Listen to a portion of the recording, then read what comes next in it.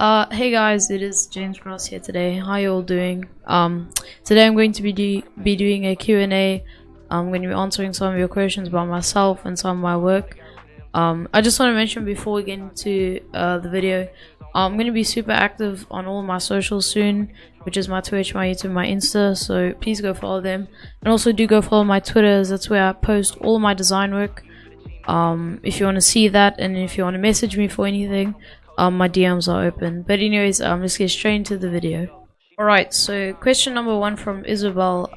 How did you get into designing at such a young age, and what issues do you encounter most with your clients? So question number 1, how I got into it at such a young age is I used to make YouTube videos when I was a bit younger, like early last year, and I really enjoyed making thumbnails and stuff at the time, and I still do, but I enjoyed the thumbnail aspect actually much more than the video editing and the actual recording of them. I found video editing quite a drag, and then one day I got a request from one of my friends to do thumbnail for them paid, and then I did that, and it slowly developed from making YouTube videos myself and thumbnails for them to me actually just becoming a graphic designer.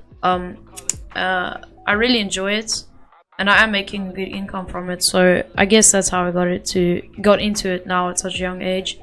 And question number 2, with which issues do I encounter the most with my clients? The main issue I encounter is when clients will request something like the color scheme and skin, for example. The basic composition, you'll make it, you'll give it to them, and then they'll say, oh, could you change the skin please? And then it's like, well, I understand that a lot of people don't really understand design or whatever, but the amount of stuff you have to do to actually just change the skin is quite a long process.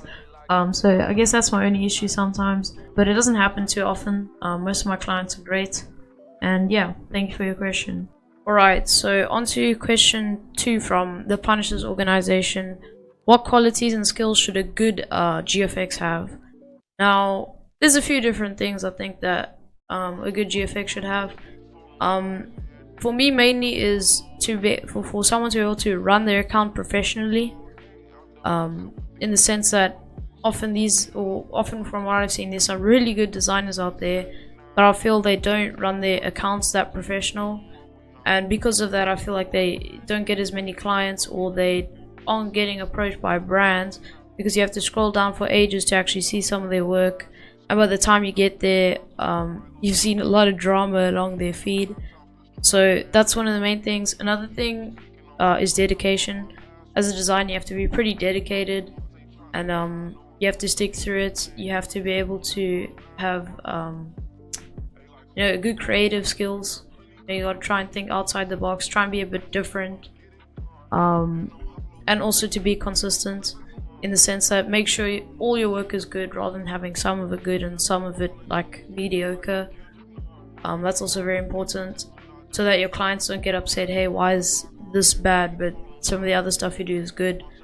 I feel like that's also an issue, so definitely try and keep your work consistent, be dedicated, and try and run your account as professional as possible. Right, so question number 3 from Serbs. What are the best ways to grow and promote your brand? I think some of the best ways is to consistently post your best thumbnails. Try and incorporate heart and retweet into there. Just to try and give a nudge for people to retweet. And if it's okay with your clients, just ask them to retweet when you post the thumbnail. So if you post recent client work, you can just request for them in DM, say, would you mind retweeting this for me, whatever. That way you can get a bit more impressions and a bit more exposure, which would probably lead to more followers. Also, try and be in an organization that gives you a good offer. Normally the bigger ones tend to help you grow. Obviously depends on what you like and your preferences, but I think those are the 2 main ways to grow, but mainly just being consistent, posting your best work, and yeah, thanks for your question. Alright, then another question from Serbs. Why do you only do Fortnite design? Now, I don't only do Fortnite designs. I'll show some of my other designs on screen. I do quite a lot of Fortnite design, because a lot of my requests from clients is Fortnite design, but it's not the only thing I can do. I have done a little bit of logo design, I've tried a few posters, and I've done 2 or 3 IRL thumbnails. So it's not necessarily that I only do that. It's just that that's kind of like the main thing that gets requested from me, because it's, I feel like, what I'm the best in, because I've spent quite a lot of time doing it, high demand for it, and you know, I make a pretty good amount doing those thumbnails. So yeah. Alright, and for the last question from Clue Designs, when did you start designing and how long did it take you to get comfortable and you were proud of what you were making? Basically, how long did it take you to feel comfortable in designing? I've always felt comfortable in designing, but for being proud of my work, I always try to see what I did wrong and see where I can improve. So I'm always like criticizing my own work, if that makes sense. And every single time I make a piece, I'll spend, you know, maybe just 10-15 minutes looking through the whole thumbnail, seeing what I could improve on, like color correction, pose work, just the overall color scheme, how the colors work together, the pose work. I think I mentioned that already, but you know, those sort of things I go over. And every time I do that, I kind of just make mental notes of those, so that the next time I can try and improve on those things that I feel like I fell short on. So normally I will be proud of something for a little while, but then I'll notice 1 or 2 mistakes, and I'll, you know, mentally put a note there for next time to actually fix that mistake. And that's kind of, I don't know if that's just me, or if it's like that for any designer. But thanks for your question. Alright, and that brings an end to the video. I want to say thanks for all your questions. I hope you guys enjoyed the video.